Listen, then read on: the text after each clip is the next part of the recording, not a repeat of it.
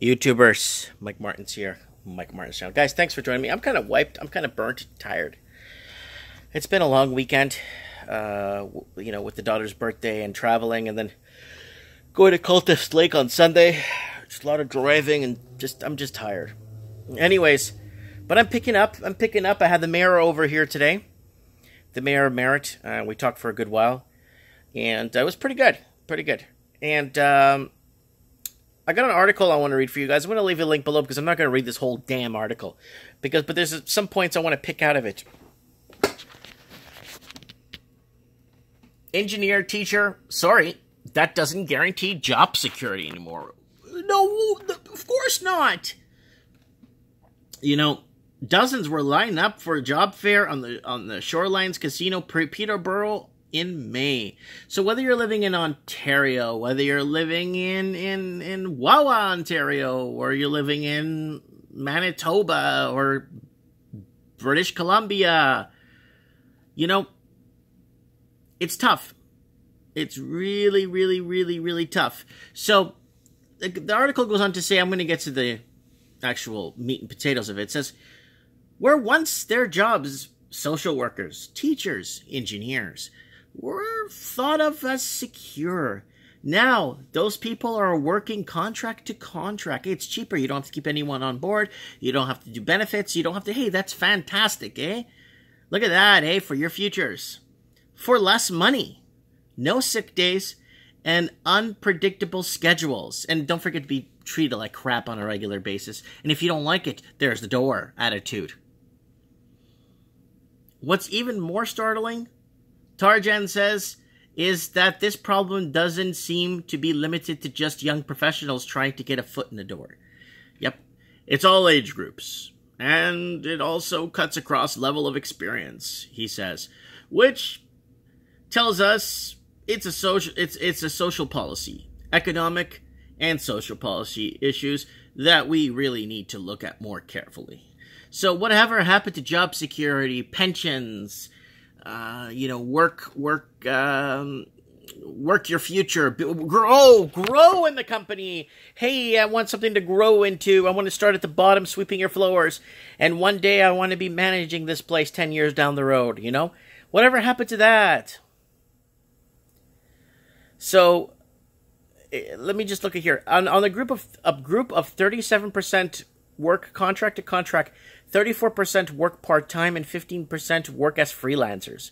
Although their circumstances are, you know why people do a lot of they're hired on as freelancers? So you don't have to pay a lot of remittance tax to the government when you have to do payroll. So the employer saves money. And then you have to do your own taxes, and you're like, oh my god, I owe that much back? Yeah, you do, because you're freelance. Although their circumstances are slightly different. The report found plenty of similarities. 60% have no pension or paid sick days, and 53% find their income fluctuates a lot. While more women than men find themselves in precarious professional jobs, the insecurity for both is tied with an income likely below $60,000 large per year. How can you live off $60,000 per year in Vancouver?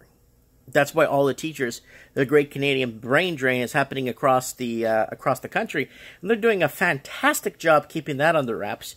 God forbid everybody realize that all the nurses are moving to Florida, right? There's a widespread misconception that low-wage service jobs are precarious by nature, Tranjan said. But this report helps dispel that. This is a management problem, Tranjan says. He points to academia as an example. In a bid to keep costs low, universities stop hiring as many tenure-track professors. He says, leading to more people working contract by contract. In clarifying those remarks, later Monroe said that the solution was in education and training.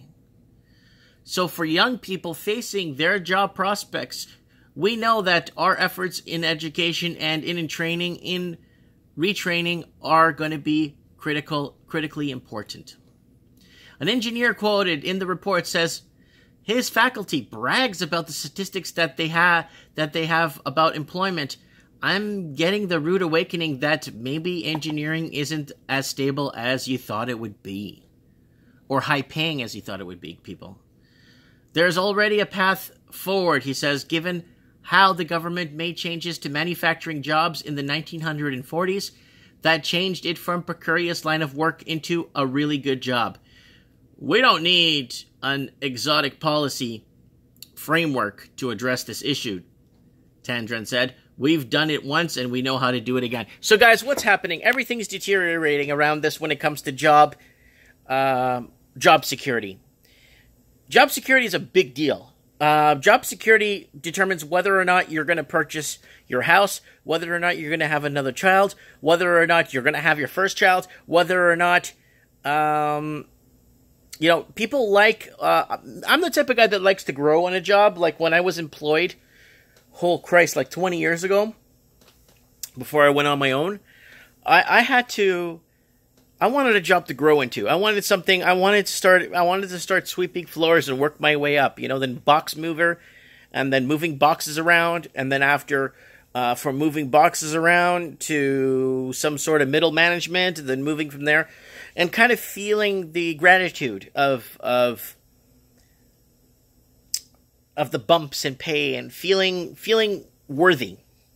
Now with these contracts and everyone on contract work and all these people with student loans to pay back and basically and then with their housing crisis we're in right now where affordable rent's considered $4,000.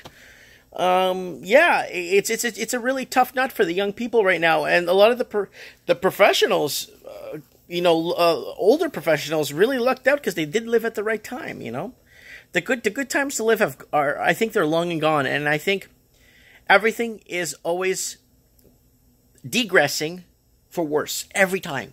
And I'm not trying to be a negative ball of energy or trying to bring down your day or, you know what I'm saying?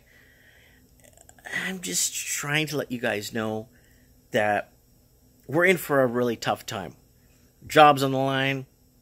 Now with the Trump tariffs, Canada needs to pull up its socks and look sharp on a good international stage. You know what I'm saying? I made a video that Canada's becoming way too isolated on the world stage.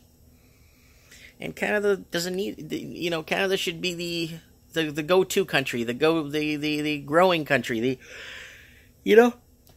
Anyways, guys, I hope you're not yawning to my yawn. Let me know what you guys think. I'll leave a link below to the whole article if you want to read it. Mike Martin's here. Don't forget to watch me tomorrow in Trends in the Housing Market Wednesday night. Thanks for watching.